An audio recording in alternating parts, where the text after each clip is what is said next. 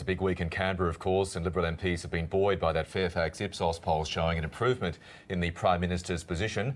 Finance Minister Matthias Cormann is being asked about that by Fran Kelly on RM. The Fairfax Ipsos poll shows the government back within striking distance of Labor at 51-49, two-party preferred. How much more time does that give Tony Abbott? What it shows is that when we focus on the issues that matter to the Australian people, our position in the community improves.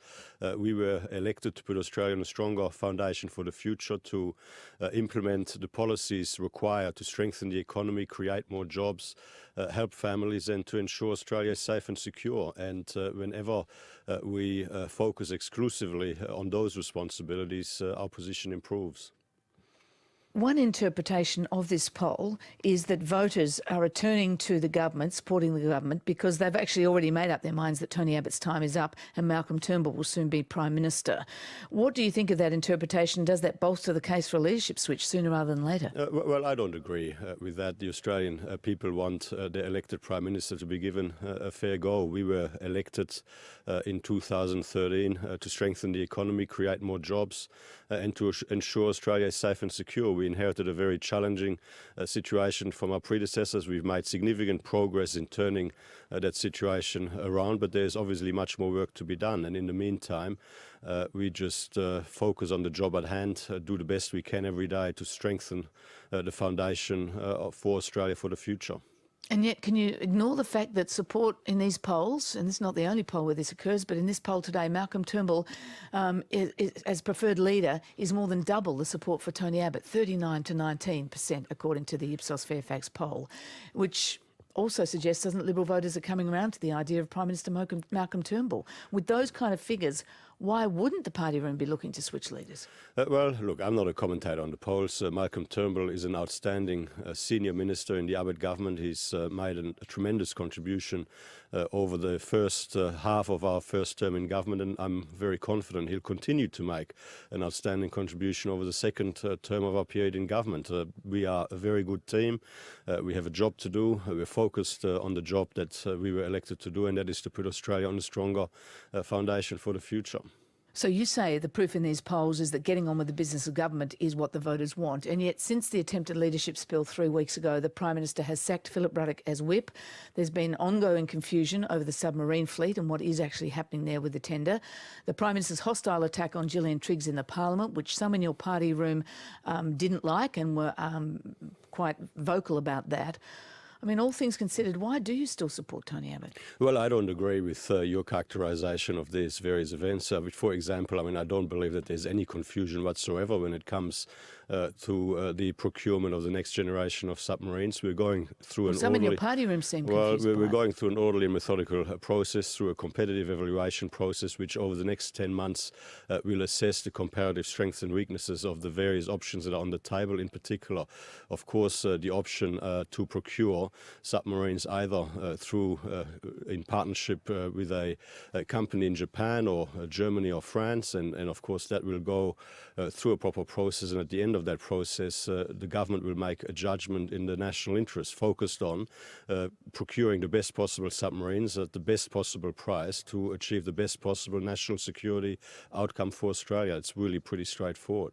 You're a senior frontbencher in the Abbott government. We heard another of your colleagues, Andrew Robb, earlier on AM, basically describing the leaking that's been going on, spurious leakers by an elusive band of unnamed colleagues, and then he said they should pull their heads in. Do you agree with that? Well, all of us should focus on the job that we were elected to do, and that is to do the best we can to put Australia on a stronger foundation for the future, to ensure that we address the challenges that we inherited from our predecessors, to ensure that we do the best we can to strengthen economic growth, to create more jobs, and to ensure Australia is safe and secure. And that's what everyone in the government is doing and should be doing. Just before I leave the leadership, is there a timeline emerging of the New South Wales state election? Over the weekend, news polls show that New South Wales Libs should win, but with a loss of about 17 seats. If the loss is any more than that, will it be time to consider the federal leadership? Mike Baird is a very good Premier. He's leading a very good team with a strong plan for New South Wales. That campaign is clearly fought on state issues. And from where I sit, I wish Mike Baird all the very best. Now, in terms of the federal government, our next election is due in the second half of 2016, and by that time we will be accountable to the Australian people for our performance in our first term, and we'll be putting forward in the lead up to that election our second term agenda with our proposals to put Australia on a stronger foundation for the future over the medium to long term. It's 19 to 8. We're speaking with the Federal Finance Minister, Matthias Cormann. Minister, the Prime Minister has really dropping strong hints that the government's planning to dump the $5 GP co-payment. Is it about to be surgically removed? The Health Minister, Susan Lee, has been consulting with the medical profession and other stakeholders over the last few months. Our commitment remains absolutely and very strongly to protect Medicare for the long term, to ensure that Medicare remains sustainable and affordable for taxpayers over the medium to long term.